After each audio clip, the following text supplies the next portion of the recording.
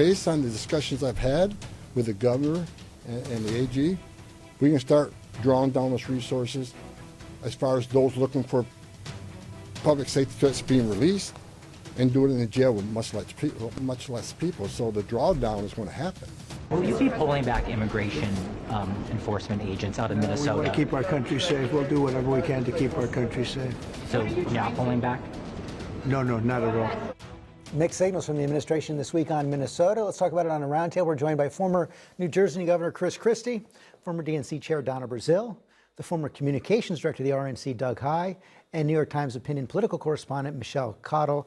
And Chris, let me begin with you. It looked like at the beginning of this week, given what would have been happening in Minnesota after the killing of Alex Preddy, the administration was going to pull back out of Minnesota. Every day that goes by, it appears that's not the case. No, look, I think what they're trying to do, which is kind of typical, is they're trying to manage the PR problem, not the actual problem. What really concerns the president here is, in my view, not what happened on the ground in Minnesota, but how it's being viewed by the rest of the country and how that's affecting the approval ratings of his administration. And so never in my life did I think Tom Homan would be seen as a calming influence. But that's who he sends out there to be the calming influence in Minnesota, which tells you two things. One, how out of control Bovino and that group had gotten, that Homan could actually be perceived that way. And secondly, that there's going to be really no change in policy here, because Tom Homan is the architect of this policy. Well, you say no change in policy, but we just heard Donna Brazile, we just heard Hakeem Jeffries laying out the demands that Democrats have for the kind of changes they expect to see. It's really hard for me to see how they're going to come to an agreement on that in the next 2 weeks. The only way they can come to an agreement if they can once again get back at the table and the Democrats agree to help the Republicans out. Look, I think the common sense demands that the Democrats are asking for are demands that the American people want. They want to make sure that their cities are safe, their country is safe, but they don't want ICE officials, many of whom are not vetted properly, without adequate training. If they're not working with local and state law enforcement, they cannot achieve the mission that the Trump administration is trying to have. This has broken through with the American people. Immigration had been the president's best issue. Now he's underwater.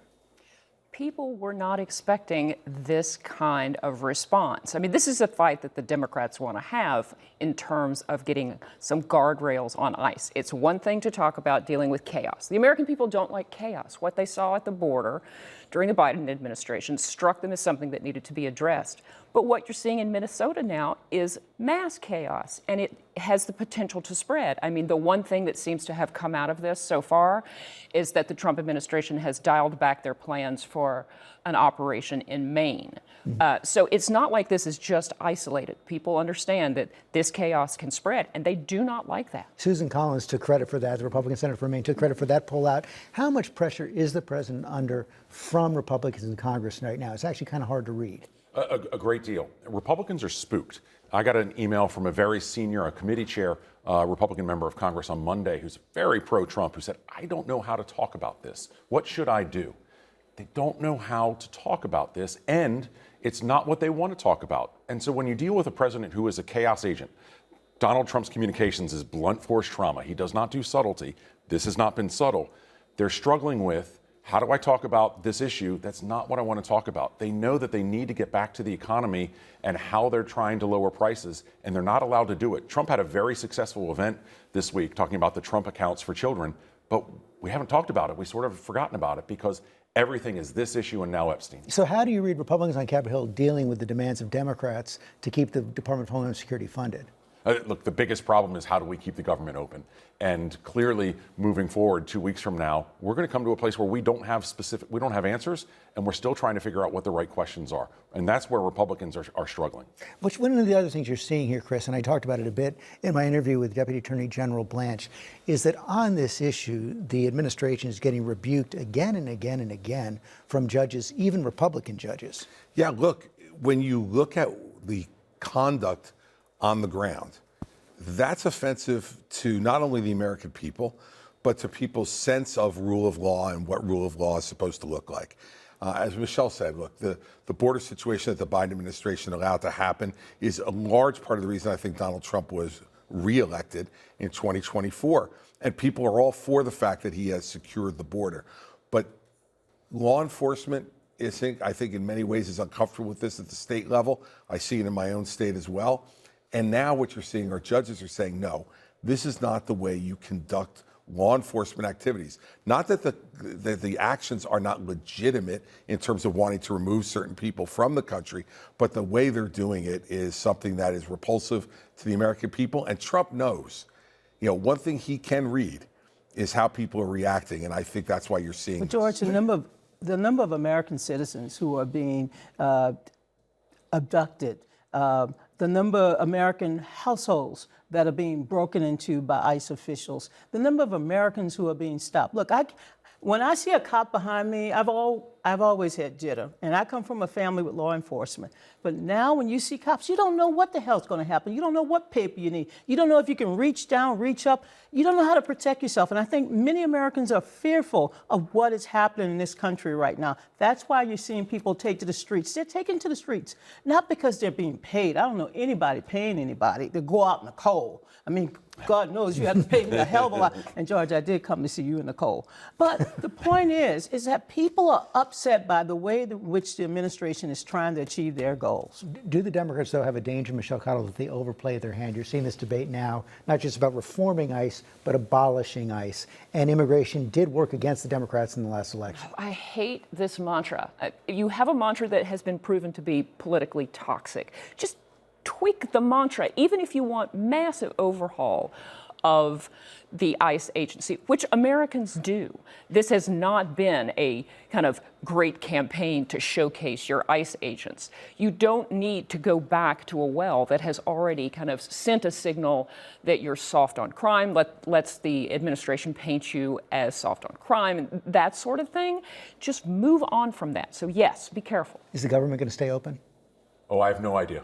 And I don't think leadership has any idea at this point. That's right. Where we were a week ago is not where we are today. 2 weeks from now, as we know, Donald Trump can change the story and what we talk about 10 times between now and then. No question about that. Let's talk about the Epstein files. Chris, you just heard Blanche says it's over. Hakeem Jeffrey says it's not over. The victims say it's not over. Is it over? It's never over, George.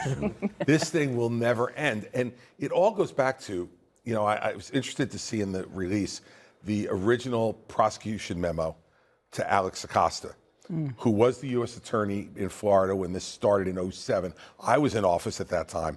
And I remember when the Epstein case got resolved, so many of his fellow U.S. attorneys were like, what the hell? Even then? Yes, because when you saw the nature of the allegations, but then also, we didn't even know the depth of it, but then when you saw the way he got sent to state court, and then the sentence in county jail where he was allowed to leave during the day and just sleep there at night, we all thought, what the hell is this? And so going all the way back now, nearly 20 years, this has been something that, as law enforcement, we thought was completely absurd and something was going on.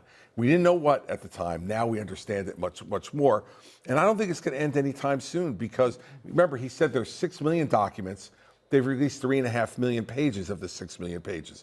So what's the deal with the other 2.5 million pages? Why aren't they being released? And so that argument is going to continue. They should have, George, in my view, 6 months ago, released all 6 million pages at one time.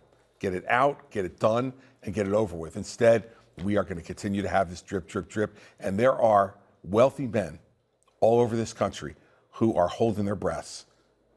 Well, you see the first reports that we're getting. This net that Jeffrey Epstein cast is very, very wide.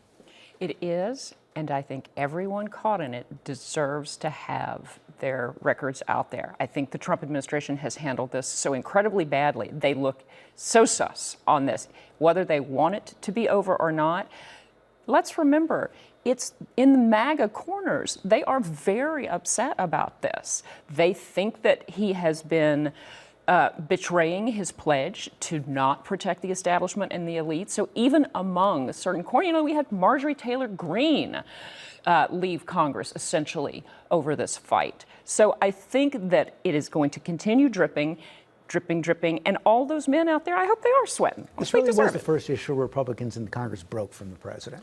Without question, and here are the MAGA corners. This summer I was in the town of Lake Ozark, at Lake of the Ozarks, and there's a little store called Teresa's Trump Shop. And I walked in, they have all your garden variety Trump paraphernalia. And I asked the lady, full disclosure, I don't know if it was actually Teresa. I said, do you have any Release the Epstein t-shirts or bumper stickers? And she laughed and said no, and said, what's the holdup?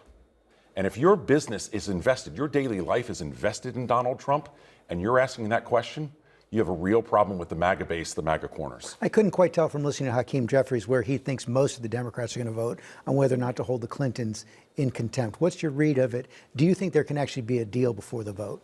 Well, I hope so, because look, the Clintons are willing to testify. They're willing to talk, and somehow or another, Mr. Coleman, the chairman of the committee, would like to extract something from the Clintons that he's not asking everyone else. He's dismissed the other subpoenas.